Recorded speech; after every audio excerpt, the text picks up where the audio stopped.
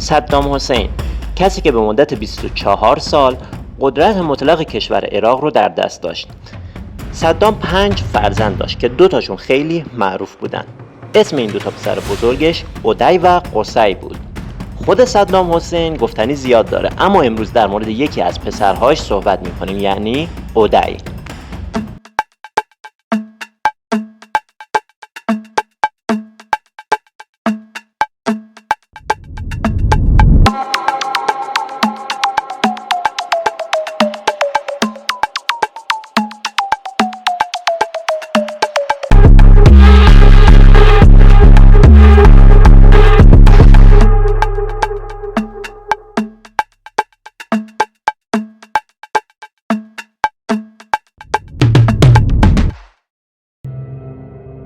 اگه خود صدام حسین 50% ژن شیطانی و سادیسمی بودن رو داشته، باید بگیم این پسرش 100% این ژن رو داشته.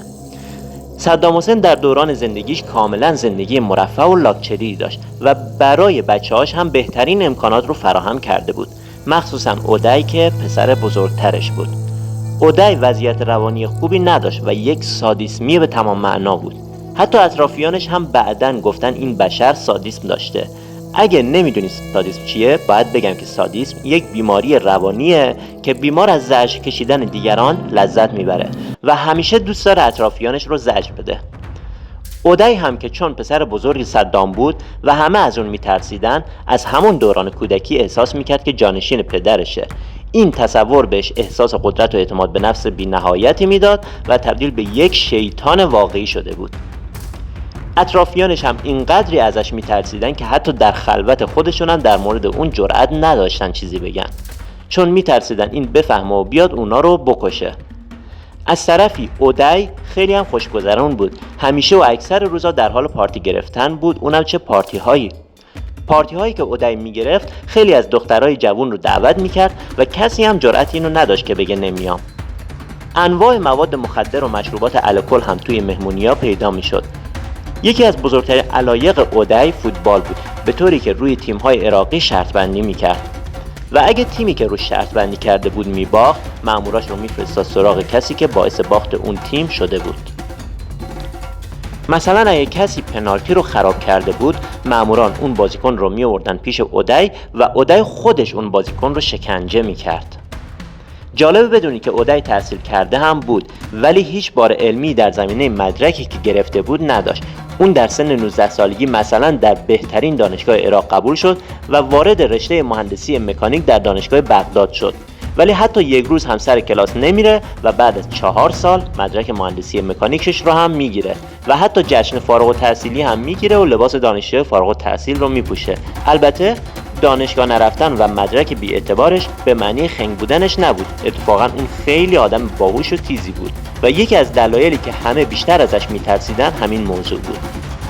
در اون زمان عراق شدیداً تحریم بود و اودی از طرف صدام مأمور بود که این تحریم ها رو دور بزنه و هرچی کشور لازم داره یه جوری قاچاقی وارد کنه.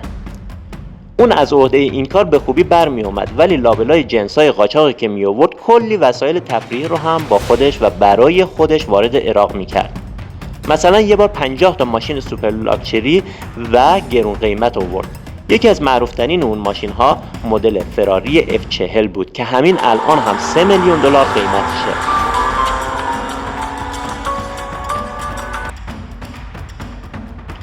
وقتی آمریکایی ها وارد عراق شدن، اودی دستور داد تمام این ماشین ها را آتیش بزنن که حتی جنازش هم به آمریکایی ها نرسه. گفتیم که اودی به فوتبال علاقه زیادی داشت و بلای جون فوتبالیست ها هم بود. این کم نبود که در سال 1984 اودی از طرف صدام حسین به عنوان وزیر ورزش انتخاب میشه و تمام تیم های ورزشی عراق میفته دست اودی. ورزشکارها که اونو دیگه خوب میشناختن میدونستن کوچکترین اشتباه در مسابقات عواقب سختی براشون داره، پس هر جا برای مسابقات میرفتن تمام تلاششون رو میکردن تا یک مدالی حداقل بگیرن. این آقا سالها بادیگارد اصلی اودی بوده و همیشه نزدیک اودی بوده. همین آقا تعریف کرده که این آدم چقدر آدم بیرحم و مردم آزاری بوده و همیشه از زجر دیگران لذت می‌برده، مخصوصا زجر کسانی که دستورات اودی رو به خوبی اجرا نکردن. همه فکر میکردن صدام حسین دیوونه است، اما صدام حسین در مقابل اودی یک آدم عادی بوده و پسره روی دست پدرش زده.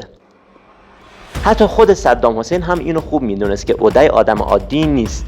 یکی از نزدیکان صدام که پیشمرگ اونم بود این آقا بود، کامل هناجیجو، که هر غذایی هم برای صدام میومد اول باید این آزمایش میکرد که سمی نباشه. در اون زمان مصر و عراق روابط نزدیک و خوبی داشتن و تولد همسر حسنی مبارک رو در بغداد جشن میگیرن. خود صدام تو این جشن حضور نداره، اما پیشمرگ صدام یعنی آقای کامل هناجیجو تو این مهمونی بود. تو همین چند روز پیش هم هست که صدام یک زن جدید گرفته و اودی وقتی میبینه که پدرش رفته روی مادرش یک زن دیگه گرفته خیلی عصبانی میشه، به طوری که پیشمرگ پدرش یعنی کامل رو جلوی همه مهمونا میکشه و فوراً میره فرودگاه سوار هواپیما میشه و فرار میکنه به سمت اردن. صدام وقتی از این اتفاق با خبر میشه خیلی عصبانی میشه، ولی به پسرش میگه برگرد و بیا، 1 سال باید بره زندان ولی فقط همین و نمیکشیمت. اودی هم راضی میشه و برمیگرده عراق و میره زندان، ولی نه زندان معمولی، زندانی که براش مثل یک تفریح و استراحت بوده. بعد از چند ماه هم از طرف صدام بهش عفو میدن. بعدش صدام از اودی میخواد که بره تو سفارت عراق تو سوئیس و اونجا خدمت کنه، ولی از اونجایی که دولت سوئیس این آدم رو میشناخته به عراق هشدار میده که این نباید اینجا بمونه و باید خاک سوئیس رو زودتر ترک کنه. اودی دوباره برمیگرده عراق، ولی تمام سیاستمداران دولت عراق ناراحت میشن چون تو همه کارها دخالت میکرده و شدیداً هم آدم دیکتاتوری بوده و هر کسی باهاش مخالفت میکرده یا شکنجه میشده و یا کارش تموم بوده. برای همین همه دشمنش بودن و دوست داشتن یکی اینو ترور کنه تا از شرش راحت شن. حتی خیلی ها هم سعی کردن ترورش کنن ولی موفق نشدن. مثلا در 12 دسامبر سال 1996 وقتی اودی با پورشه شخصیش داشت تو خیابون‌های بغداد رانندگی میکرد، یک ماشین ناشناس به یکباره اومد کنارش و شروع کرد به تیراندازی کردن. اما سرعت بالای پورش جون اودی رو نجات میده و در حالی که 7 گلوله بهش خورده بود با همون سرعت خودش رو میرسونه به بیمارستان و با پای خودش وارد بیمارستان میشه. دکترها فوراً میبرنش تو اتاق عمل و شروع به جراحی و درآوردن گلوله ها میکنن. یه دونه از گلوله ها کنار نخاعش گیر کرده بود. وقتی دکترها این گلوله رو در میارن یه مقدار روی نخاع این اثر میذاره. اول به نظر میرسید که فلج شده، ولی بعد از گذشت مدتی بهتر شد و اون از این به بعد فقط کمی لنگ میزد و مجبور میشه با عصا راه بره. صدام حسین وقتی این وضعیت رو دید بیشتر کارها رو سپرد دست پسر کوچکترش یعنی قصی. رابطه اودی و قصی خیلی خوب بود و اودی اصلا از این قضیه ناراحت نمیشه و از این به بعد که سرش یه مقدار خلوت شد بیشتر رفت دنبال عیاشی. دائم پارتی میکرد و اونم پارتی های تجملاتی و پرهزینه. او حتی دخترای اروپای شرقی از کشورهای لهستان و اوکراین و روس هم به پارتی هاش دعوت میکرد و چون پسر رئیس جمهور عراق بود اونا هم شرکت میکردن. اما بیشتر اونا وقتی برگشتن میگفتن مورد تجاوز اودی قرار گرفتن. او واقعا آدم سادیست و تجاوزکاری بود.